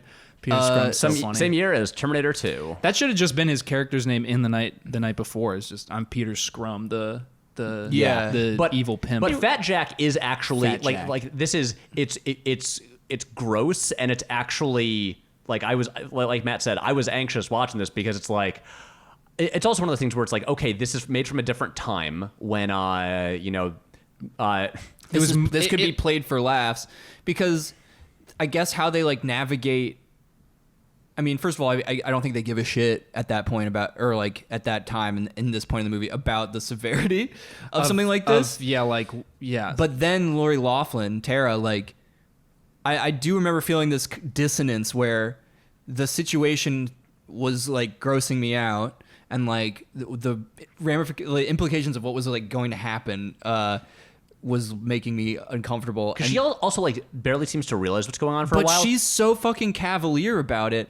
Like, She's mostly pissed that the only clothing they gave her was like a tube top and a vinyl skirt. yeah, right, she's still being kind of like, she's still like really cleaving to the, uppity, snobby cheerleader character archetype. She's like, oh, I got kidnapped. This sucks. Yeah, basically, that's exactly right. And yeah, then she's Fat like, Jack is like, I'm gonna test my merchandise, and she's like, in your dreams. In and your you're like, dreams. No, you're chained to the bed. Like, yeah, What what's don't gonna you happen? understand There's about this? You should be terrifying. screaming. There's a moment when he like, he starts licks his mustache. Yeah. Doesn't he like take his hat off or something? Yeah. It's implied that he's about to get naked when you see it dawn on her what is going to happen. Yeah. And she like sort of like tries to hide behind the bed, and that's where it kind of the tone shifts and it gets way darker, way faster. And I'm like, oh god, how far is this gonna go? Yeah, how far away from this room is Keanu? Yeah, Winston Keanu- needs to get in the Keanu's room. hiding in the bathroom. Yeah. Right. And then thankfully, the scene shifts Pretty right quickly, away. yeah. Because then she Yeah, like they're not shouts gonna for toy with him, that, and at least. Fat Jack realizes there's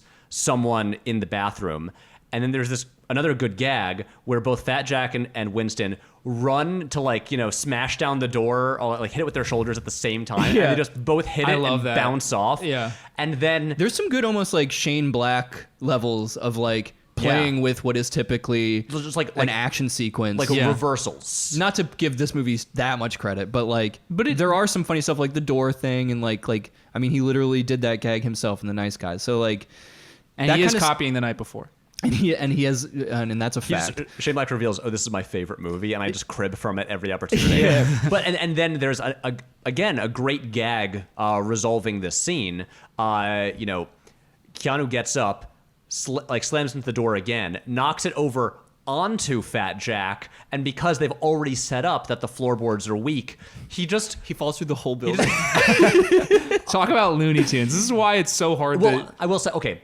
I thought he did. He just falls, I think, down through the one floor below Right. it. That's because still then hilarious. Rhonda is We there. don't know. And and don't Rhonda know. happens to be like in a room below them, and he falls into her room. I choose to believe it was 5 stories. I would have loved if this was like the Turn Down for What music video, and he just kept collapsing through floor after floor yeah, after yeah. floor. And there's like a different, just mini like scene happening on each floor, That's like a a great- family at dinner, and like That's a great video. It'd be Directed so by funny. Daniels, Yes. who went on to make Swiss Army Man. Yes. Yep. The movie about a flatulent corpse. Yeah. But that's just a great Yeah. gag. It's just funny because like Keanu falls like on top of him Yeah. with the door in between, but then just like You see him like, but then just kind of like drops down. Keanu thinks he like literally pressed him flat. Yeah. This disgusting moment of like horror where he's like, did I just literally this almost- movie's so zany that I wouldn't have pancake been flatten? surprised if it was like Mafia, Yeah. where he just opens it and then he's like a flat pancake man, Yeah. and he's like, "Oh, you Right. son of a bitch!" Okay, so and not Fat Jack anymore. I huh? think we're almost at the part where some of the weirder themes, as much as there's already been like strange, troubling, problematic aspects of it. But it's just Yeah. like your standard '80s comedy fare, Right. Sort of. But then this is where Winston finally reveals to Tara that he sold her into sex slavery. Yeah, and she's like, Winston, oh my God. Right. She's like, "Ugh, you vomit, idiot." atrocious." Yeah, so now she knows that he is responsible for the truly awful things that have happened to her. Yeah. It's not just that he got them lost. It's he actually sold her.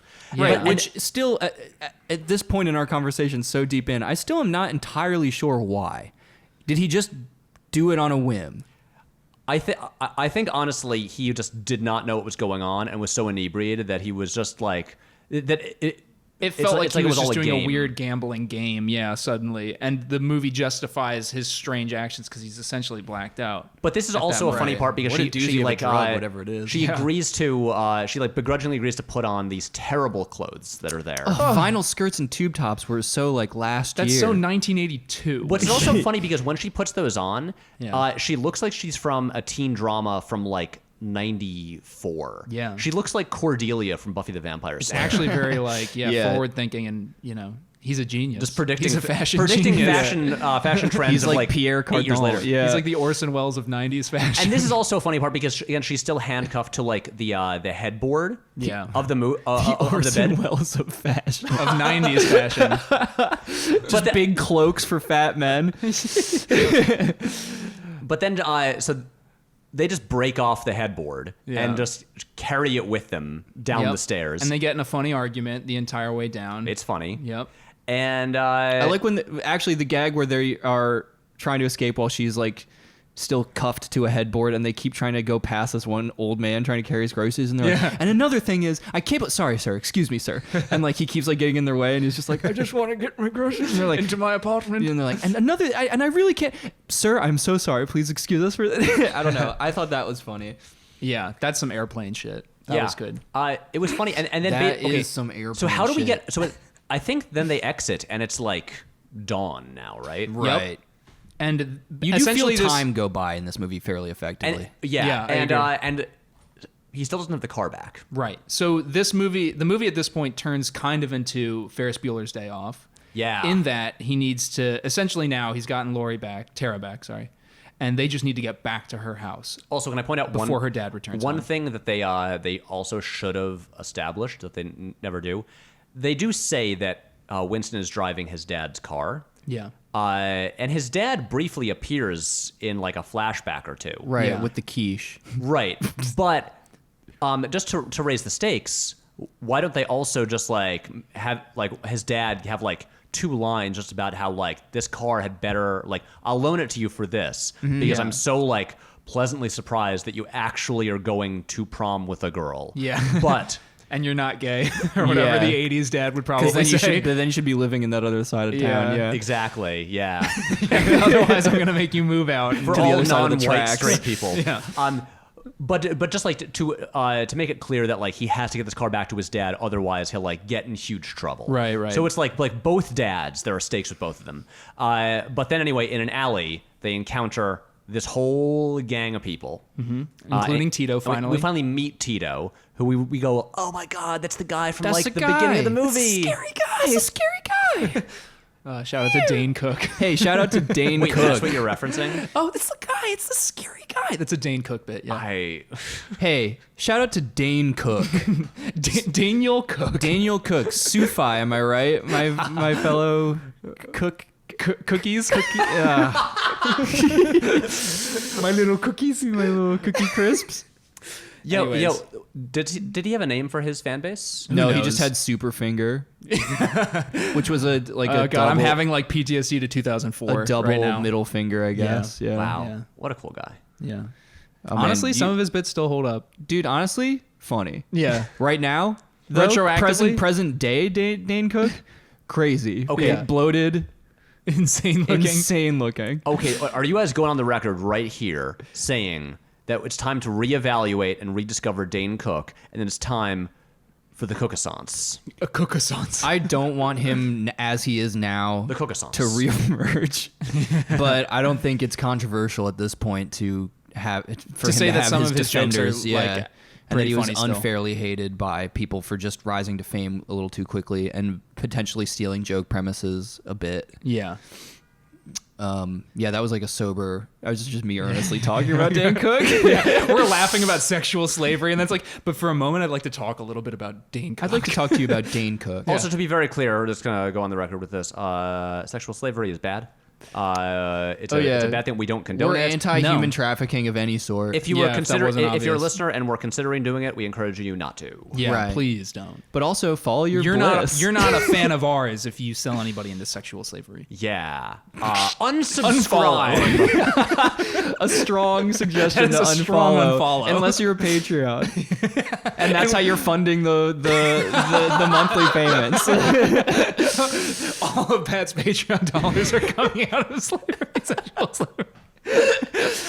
Oh man, What Scandal. a twist that would Yeah. be. What an O. Henry style twist. It just turns out that there's like this this like Eastern European crime family who loves all the stuff we do. Right. I love Patrick Willems. He's so funny. As a muffled person screams behind them, "Shut the fuck up!" Get back I will, in the I will container. donate $5 a month. I put you in shipping container again if you do not shut your mouth. That's dark too. But you're right. Marvel's color grading does need some work. They're comic books for God's sake. Come on. Hey, you never know. You never know. You do never know. You do never know. We did actually. I just saw this morning. There's a new You will patron. never know. There's a new patron, and their name on Patreon, and I assume they made it this way because they really want to see it appear in a video, is Dick Cock Penis Cock. Very nice, my friend. Just pledged $4. Hey, listen. Hell yeah. Legal tender. Dick cock, penis cock. All right, dude. Shout out. Yeah, Yeah. I'll take it. Dick butt. Dick butt. Anyway, so then we have a little car chase. Oh no! But what happens is, Danny Boy, the car thief, turns out works for Tito, shows up being like, Tito, look at this car that I got you, and then, little does he know, he's bringing it right back to Winston, Hell right yeah. there. Then Winston takes out, of course, the classic cigarette lighter gun. It's actually pretty funny. No one in Tito's crew has a gun. Keanu pulls out That's- one yeah, so gun, the and most everyone's like, unbelievable. "Oh my god!" Wait, what is that? They he's have, armed? They have like a goddamn army there, and Yeah. they're all freaked out. But then we have a car chase, and they get away. Yeah. And Yeah. this is where Yeah. Tara starts to be like, Wow. "Hey, you're kinda hot." You're kinda cool." Oh, you just like kind of like risk your life for me. And this was like, honestly, so much more thrilling and fun Than prom. Than prom. I'm like, girl, you are crazy. You are an insane Both person. of you are bad. Yeah. You spent Yeah. one night and it was like the scariest worst. That Exactly. red t-shirt v-neck with the jean jacket really works on Also, you. again, he sold you into sexual slavery. That's what I Yeah. mean. Yeah, like you should be so beyond pissed. Right. Guys, he got dosed, all right? He's not in his right mind. But also, like, it's good that he got you out of sexual slavery, but I'm not sure undoing one pretty serious mistake. Also, like in terms of the the scale here, it I'm not even sure it evens it out. It definitely does not tip it toward now he's good. No. It's I think it's on record that that's maybe the most romantic thing you can do is like do something truly atrocious, but then immediately retroact that. It's the it's the Dennis method from It's Always Sunny in Philadelphia. Yeah, it's the implication. Where it's where you no, it's just it's not gaslighting, but what is that like actual sociopathic problem where you put people into negative situations, hurt them in some way that they don't know it's you, so that you can then nurse them back. It's to like health. extreme negging. Is that just Munchausen by proxy a little bit? A little as well? bit, yeah. Yeah. yeah, Anyway, they come to depend on you as like the right strange because you're hurting them, but they savior. see you Right. as a caregiver. So you almost destroy their life. Right. And but then oops, don't worry, it's okay. You're yeah, I'll fix it. You're all better. And it's like it's just essentially the story of these white people like accidentally venturing into the realm of like people that are poor and of color and like criminals, and they get a little like proximal thrill and learn to like live a little Right. and like see each other in a more like They build some character. non social hierarchical high school way. Yeah. And then they build like a each little other. character, and now they're going to be able to kiss on the lips. Right. I feel okay. Wait. I'm drawing a blank, but I know this is like such a common trope in movies. Right. Just the thing of like this sort of meek, unassuming guy like Keanu here, who then goes through this like really like intense, like scary situation, and then becomes cooler. Yeah, that's the page master, Patrick. Yeah, you think of a you little ever heard film of a called movie The called Page Master. But I was thinking specifically with like a female love interest who's like not into him, but then he becomes really appealing because he's like he's just cooler and confident. The my Hills Have God. Eyes 1. Remember the original one or the A classic teen comedy. Yeah. You're talking Yes. about the Alexander Aja one from like 2004 or 5. yeah, where the nerdy guy who's kind of like weak and a big baby ends up killing a bunch of them and kind of like being the most alpha. Right. I mean, it's like Straw Dogs or something. Yeah. It's, Yeah. When Dustin yeah, Hoffman's so this is- hot at the end because he murdered all of those townspeople that like wanted to. Those fucking British And, guys. definitely the takeaway was like pretty right? sexy, Straw Dogs, right? Pretty virile. a classic romantic comedy. Yeah. The director's like, I'm hard. I'm assuming everybody else that watches this is. At the Q&A afterwards. Who else is fully torqued? Who's sweating their balls off right now? Damn, that was hot. Yeah, Straw Dogs is a sexy movie.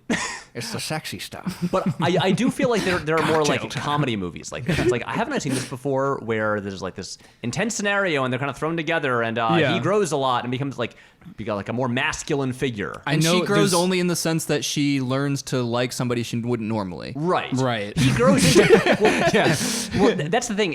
It's like it's not even so much her learning to appreciate him. He just grows into the kind of person she already liked. Right. Which is like Sort of a masculine, tough guy. Yeah. Yeah. I mean that is it. He turns into a football. guy on Honestly, the football at the team. end, because Yes, he's the vice president of the astronomy club. At Yeah. the end of the movie, I think he should like take a telescope and just like break it over his knee and be like, "Fuck this." yeah. Planets are stupid. They're fake. Yeah, the only heavenly body I'm into is you and your pussy. That's it. Wait, that's the final line. The only heavenly body I'm interested in is the one under that dress. Yeah, ooh, nice. And then Cue, like cue George Clinton or whatever. That's it. Boom. We just like Getting down to Funky Town. we just punched up the movie. Yeah. The night before. Hire us Yeah. to write films. And then the movie, the title cuts back onto screen and goes, the night before, but then suddenly, ... he fucked. getting your dick wet. Yeah, and all the letters of the word fuck spin onto screen and slam into each other like... Boing, And like the sound his boner makes when it like appears. Yeah, like the sound of like the average sound of a boner. Anyway, wait, guys. There's like the natural healthy sound of a boner. Boing. Like it should sound like a diving board that's being used. Yeah. that's what that's what sucks about getting a boner in public because everyone can hear it. Yeah, you're like, So loud. oh no. They all know. They all know. But I'm in a meeting right now. sorry. Matt just drooled. I just saw Matt. You can't hide that. I saw that long string of saliva drip down from your mouth. Thinking about all those juicy boners, I guess. So we just had a meeting. We're going to talk about the fourth quarterly earnings we've been able to chart here under the Matt, I love earnings. Stonks. All right. Wow. Okay. Jake snorted. Matt drooled. This is a good podcast. We're sort of losing it. Dude, we're just such Guys, idiots. there's one more scene. Yeah. Okay, There's let's one do more this. one more scene to talk about. Yes. So Tara's papa. sorry. I worked up a sweat. I know, I'm sweaty too. It's all, actually we just turned the AC off to record this podcast. Yeah. That's why I'm sweating. AC's so loud. It's not the boner talk. I promise. I'm a straight man. Yeah. Don't worry. Sorry. If this were like an '80s comedy, you would all be like, calling me gay, making gay jokes. Sorry. If this were an early 2000s comedy, I'm saying, like, let's let's be be real. real. This was a 2009 comedy. This was acceptable until very recently. Yeah. Anyway, then remember, Tara still is handcuffed to this headboard. Oh, and right. Yeah, They yeah. did, and then they go back to her friend's house. Her friend, who again I think should have been introduced in the opening scene, the friend Yeah. with whom she made the bet. Because it was confusing for a split second Right, it's where like, they who- were. Who is this new character? That was her friend. Yeah, they should have established a little better. Yeah, Who obviously. her friend, whose name is Lisa. Hello, and I just Lisa. remembered, and you guys had to look it up. Yeah. Yep, you're the good one. I'm the big. Two bad apples over here. Yep, Ruin but the but, batch. but, We but don't they know go to Lisa's house and remember Tara she she calls her dad and then is like, "No, Dad, I spent the night at Lisa's. There's a message on the answering machine. I called last night when you were at work." And then she calls the answering machine to leave that message. And Because there were no timestamps back then. You couldn't. no timestamps. The message is funny So because much she's easier to trying get away with to stuff. sound tired, like she's Yeah. falling asleep. It sounds sexual. Oh, Daddy. Yeah, I'm gonna be a little late because I'm spending the I'm night. so tired. I'm yawning right now.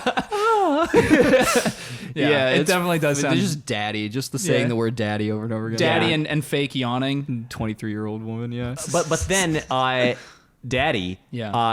now done with his night shift at Cop the police Daddy. station. Cop Dad.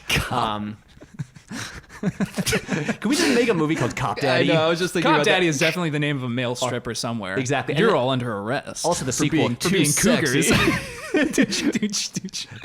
the sequel of Cop Daddy 2, Daddy Cop. Copperfield. What's my favorite Charles Dickens novel? David Copperfield. Rest in peace, George H.W. Bush. Anyway, sorry. Is that the line he says before he blows away a criminal? David Copperfield. Yeah.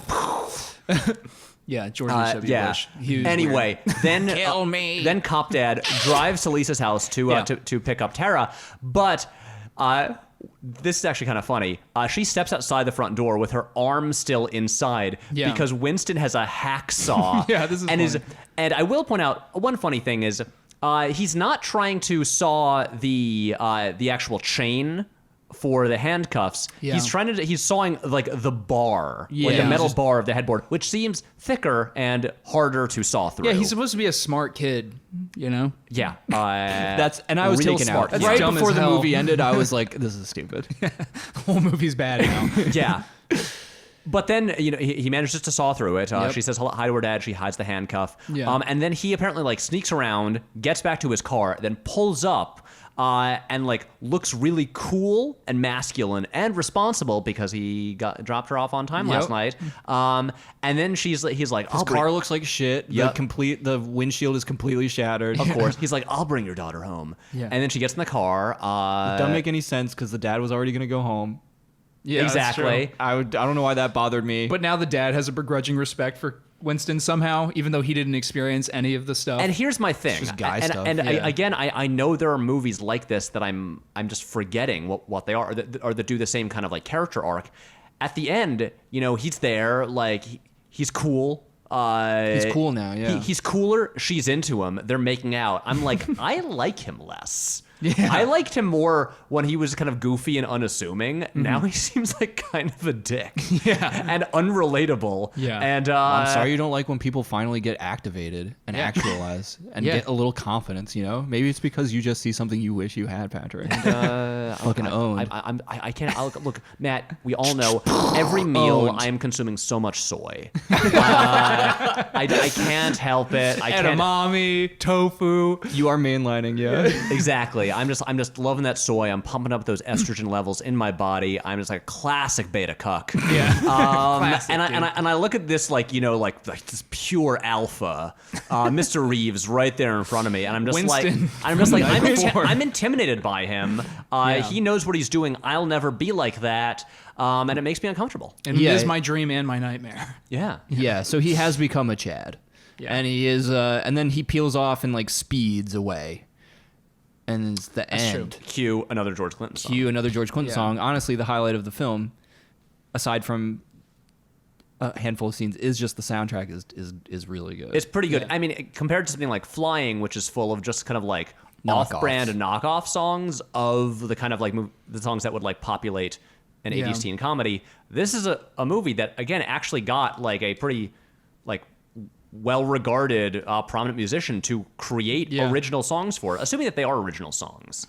I think they are. I don't because it was mostly instrumentals. Maybe the ones they played in the club were pre-existing. Yeah. but I'm just wondering, is this a Prince Batman scenario where he made a whole album of original songs for the movie?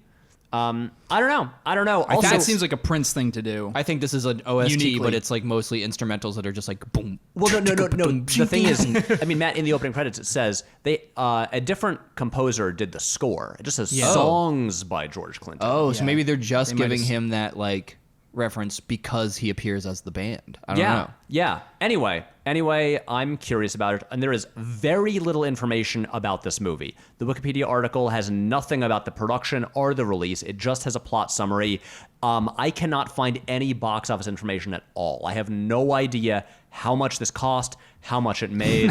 I have tried to do some research. Classified. Rotten Tomatoes has 2 reviews for it. That weren't even published upon release. They were reviews from like the past, I don't know, like 20 years.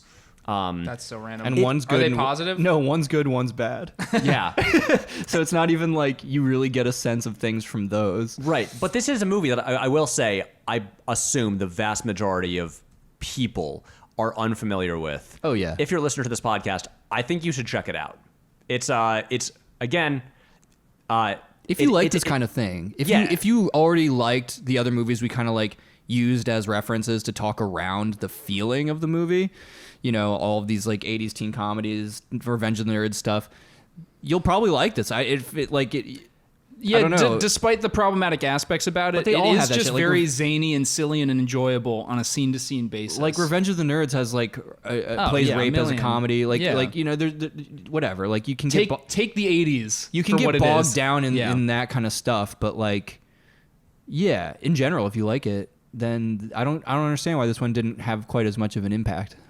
Yeah, it's like Yeah, right. And also a one of the funniest, maybe the funniest Keanu Reeves performances I've ever seen. I mean, I don't know. Bill and Ted is very funny. We obviously will talk about Bill and Ted. I've never seen those movies though. I'm excited. Really? I'm excited to watch them. Really? Yeah. Oh boy. So Oh boy. It's been so long. so for me right now, this is the silliest thing he's ever done. Okay, I mean, this might be the silliest. Yeah. But I mean, for instance, like in Bill and Ted, it's like a more fully realized character. Yeah. And but Keanu has so much. And he's not smart. He's an idiot in those movies. Right, exactly. Yeah. But Keanu has so much to do in this one, and it has him do things that I've never seen him do before. Right. It's really, really fun. Again, we have no like grading system or a ratings thing, but despite the very obvious problems with this movie, I really enjoyed myself watching it. Me it too. was fun. It was the wild ride that it promised to be. Yeah. Besides River's Edge, this is probably the 80s movie I've seen with Keanu Reeves in it that I would recommend the most. Right, and it couldn't So be more far. different. Yeah. I don't know, guys. You know, so I've been thinking a lot about Youngblood recently, and I think he kind of misjudged it. Oh, Jesus Christ. Fuck that. The director is doing a sly metafictional wink. Yeah, by I the end will of that say- movie, and he is commenting on larger themes. that Oh we yeah. weren't aware of. One thing I want to bring up You because just trail off at the end. because Jake and I were Wow. just talking about it. We were very prepared for this scenario where we would have to do an emergency episode about the very recent film Fast and Furious Presents Hobbs and Shaw. Oh, yeah. We were really convinced, and I blame myself for this, because I saw a rumor on the internet months ago that Keanu was going to show up at like the end of that movie in Yeah. like a post-credit scene.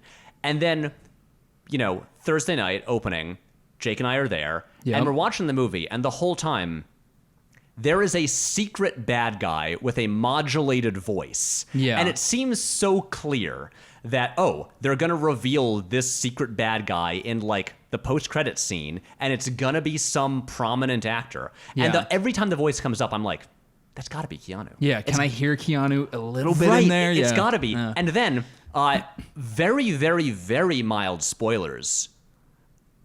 They just don't reveal who the bad guy is. There is no Keanu, but it's not anybody.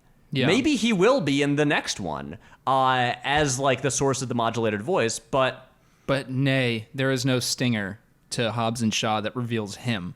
exactly. Seems There's like like a we're calculated sad. move where like they just did that, so now they can like second guess people and potentially like pick whoever for the next they one. will, but Right. but it's a weird move for this franchise, because considering the way they ended Fast and Furious 6, where it has a post or a mid-credit scene where they reveal Jason Statham, who is then the villain of the next movie. And so I was just like ready for them to do the same thing. Didn't happen. Anyway, just a thing that I'm curious about, but honestly, it's like consider that I'm about to go out of town for like 5 days.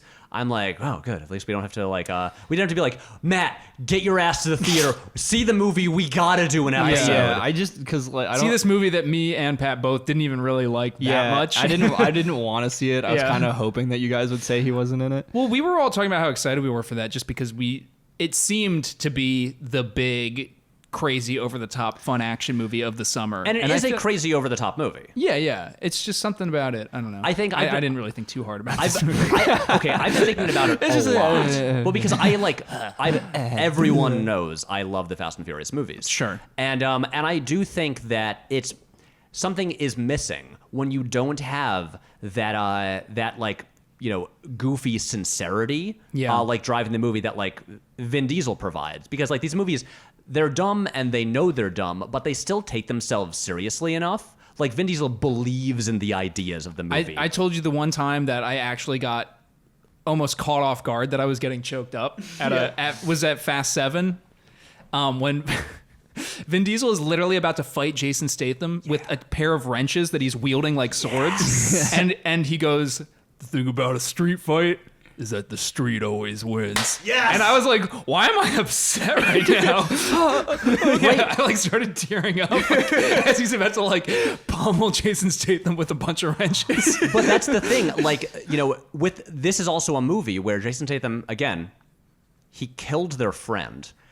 And I'm still not, as much as he gives a very good performance, like he's good as Deckard Shaw. Yeah. He has a line where he says he's done things that he has to atone for. They still haven't really addressed the fact that he murdered one of their friends. Yeah, he's slowly just becoming their buddy. Yeah, which they've got to do something about that. But again, like Furious 7, it's a movie where he killed their friend, and they are trying to get justice for this because they are a family. He mailed a bomb to their house, and yeah, Jason. and it's like it's crazy, it's ridiculous, it's dumb, it's over the top, but it's all anchored by this like very sincere belief in like who these characters are and what they're saying and the importance of family, which they say, the most important thing in life is the people in this room. Salud mi familia. Yeah.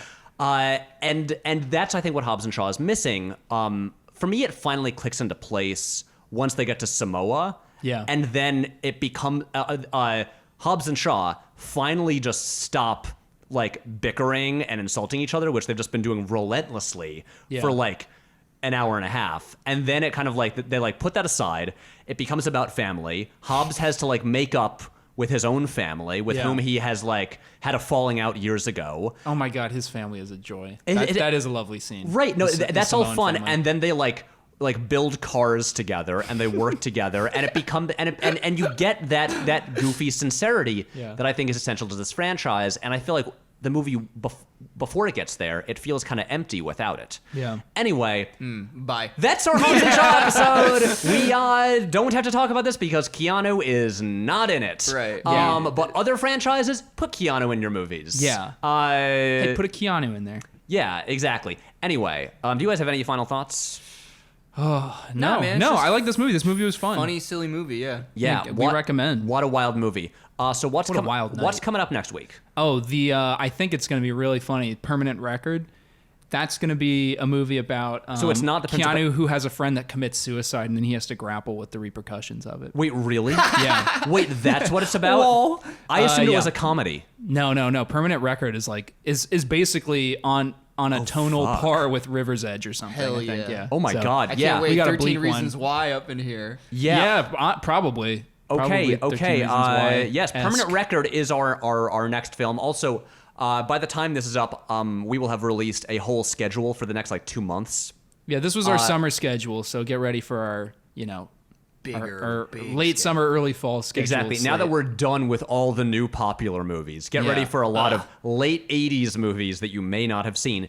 But so, I just want to say thank you to Brian Hose for our theme song. Thank you to Emma Loughlin for our artwork. Adopt the cap. You should follow us on Twitter and Instagram at Keanu Podcast. You can email us, keanupodcast@gmail.com. If you have any memes or fan art related to Keanu, anything like that, Oh, yeah. send them there because Matt, especially, who runs the Instagram, he needs material. Don't make him spend time scouring the internet for stuff to Don't post. make me do work. Yeah, Please. help us out there. And finally, as always, Jake, do you want to say something? Yeah, you guys can. I also have a Vero account. I have 0 followers. I'm still trying to get this one plugged in a little bit. It's at Fat Jake's Smash Hotel. Fantastic. Yeah. All right, be excellent to one another, and we'll be back next week. Bye. Bye.